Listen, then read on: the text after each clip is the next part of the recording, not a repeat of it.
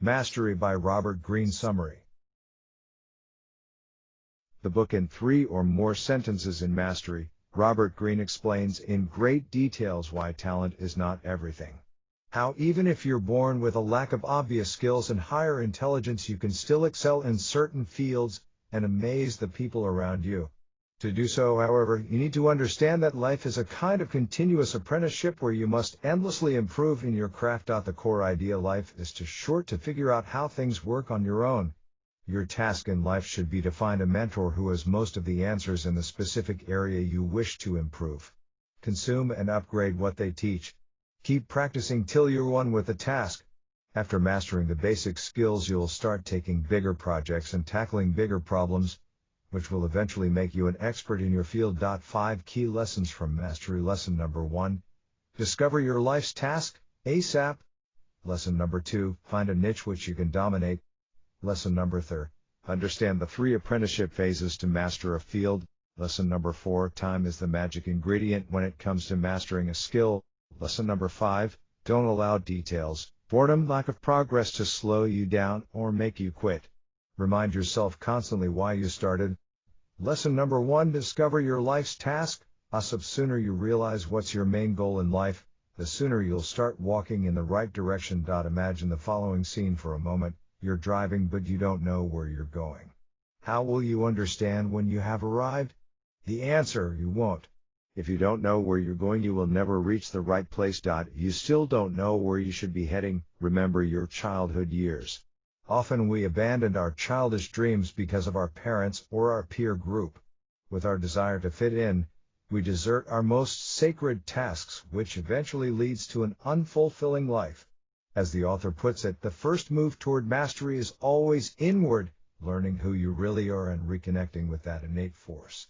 Once you figure out with certainty what you want to do, everything else will fall into place. Even though it's never too late to find your North Star, it might be too late to become better at it and master it. So, start searching today if you're still lost in your life. Lesson number 2. Find a niche which you can dominate. The more people there are in a certain field, the harder it becomes to thrive there.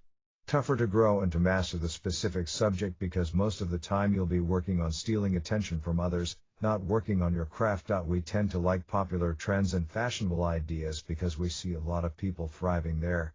A lot of people succeeding. Nowadays it's harder to ignore these trends and to stay indifferent of them. Our social media profiles are bombarded with messages and images of people who seemingly have it all by traveling the world or by taking pictures all day. Naturally, by seeing all this fluff, we begin to desire their lifestyle and their success. Because, as you most probably know, the mind wants what the eye sees. By exposing yourself to more travelers who explore the world, or by creators who build apps for phones, you'll instinctively want to try these things. Beware though, the most popular trends are never easy to master. You need to find a specific niche where you can grow. Even though finding a niche is hard and often takes years, it's worth it. It's best to be known as an expert at something that's not that common, for example, calligraphy, instead of being of the many who can only share pictures online. What you can do is the following. Once you choose a field that attracts your interest, say medicine, proceed and dig deeper. Narrow the area to find a field that's not so crowded with competitors but still has opportunities for progress and success. Lesson number 3. Understand the 3 apprenticeship phases to master a field. Robert Greene outlines 3 apprenticeships models that will guide you along the way of mastering a certain set of tasks. And here we're not talking about going to school. We're talking about models that will allow you to level up your knowledge in an area of your choosing. The observation mode. During this phase, you should primarily look at how others get things done in a particular field. What are the rules, the procedures, and the social dynamics in the group? This is of extreme importance regardless of whether you're starting a business or starting a new position in a company. Don't worry about impressing others or proving yourself. What you need to worry about is getting to know the new environment and especially the relationships inside the organization. The knowledge you'll gain is going to be of real importance in the events to come. The practice mode. How do you learn to ride a bike? By failing on the ground at least dozen of times, right? Well, the same should happen in this phase, but you can at least reduce the errors. When you're observing and practicing, always learn from the best person around. Don't compare yourself with the average performers, or copy techniques from them. Find the best salesperson in the company and steal from him. Imitate their actions and the words they use over and over again. At least nowadays is easier than ever to repeat what others are doing, the best in the business. You can simply buy their books. The active move, basically, this phase means going public. Exposing your work in front of others, receiving feedback and trying not to cry or harm yourself too much when waves of negativity reach the shore. The point of this is to gauge your progress and fill the gaps in your knowledge. Try to accept criticism and learn from it. Don't let it ruin your life. If you don't let fear slow you down and you continue to create, improve, repeat, you'll, at some point, understand that you have nothing left to learn in this environment. At this moment, you've mastered the field. Congrats. Now share your experience with others. Lesson number 4. Time is the magic ingredient when it comes to mastering a skill. What do you think separates ordinary basketball players from true superstars? A lot of people will argue that the best in the field are born to be great athletes.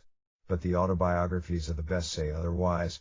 Both Michael Jordan and LeBron James are famous for their insane workout regimens, but they're not going to give up attitude. And often that's the secret ingredient for success in any field. Of course, it's not a real secret. Simply what the best are doing is hard to be executed by the ordinary person.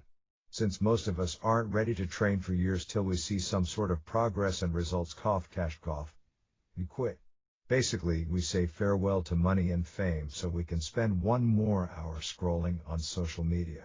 We, and by we I mean the majority of the people on the planet, can't postpone short-term pleasures for long-term success. We want fun now.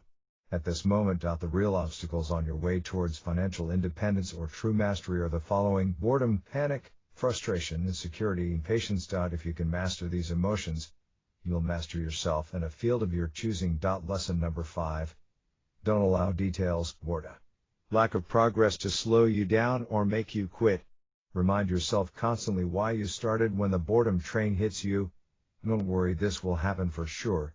You must be prepared. In Mastery, Robert Greene often mentions that in order for someone to reach a state of proficiency in a specific task, he needs to put around 10,000 hours of hard, focused work. If we divide this by 40, the average working hours we work at our jobs per week, this will mean that we need to spend a bit over a year and 2 months to master a specific task. A year doesn't sound like a lot, right? Well, even though it doesn't, finding time to grind over a task of your choosing is actually harder than the actual work. Then, even if you squeeze a few more hours out of your busy schedule to do some writing, painting, or whatever you want to master, after a while you'll be facing another issue. That is, a way to figure out how to handle the emerging problems along the way, the lack of progress and fun in your life. Since you'll be spending most of your time working on your task, you won't have time for watching Netflix and goofing around social media. Both things we highly need to exist nowadays. After a few months, the initial excitement that originally brought you here will quickly drown in the pile of tasks that require your attention. At this moment you have 2 options: A, to quit and blame the universe for your slow progress; B, to take a break and to remember why you started in the first place. To endure the 10,000 hours of work and beyond, to keep going when things really hit the shit fan, you need to constantly remind yourself why you're doing what you're doing. Write down your purpose and put it somewhere where you can see it. The bigger the goal, the stronger your desire will be to continue. Love taking notes? Download the worksheet actionable notes. The rebellion strategy: we often end up doing something, working a job, for the wrong reasons: money, fame, attention, and so on. Even though it feels good when people are liking our work, in time we start to feel discomfort if satisfying others was our only goal.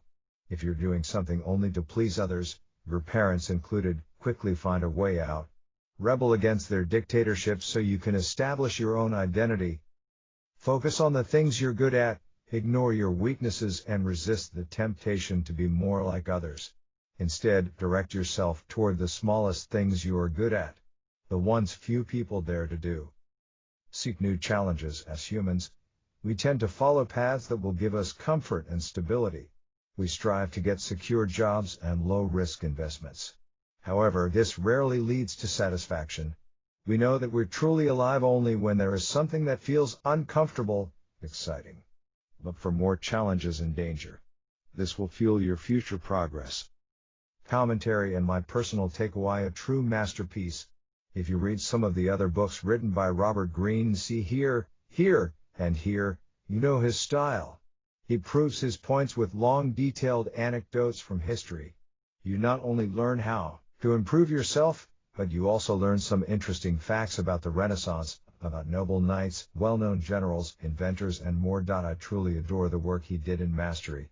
Besides helping us nail a certain field and becoming really good at something, he's also talking about contributing to society, putting aside your personal goals and adopting values that will aid the world. Do not let the size of the book scare you. Yes, it's a long read, but I believe this is for a reason.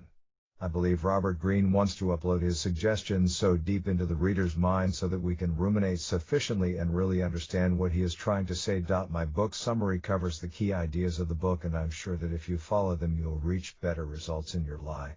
Still, if you want to dive deeper into the field of becoming a true master, I'll definitely suggest getting the book. Notable quotes: think of it this way, there are two kinds of failure.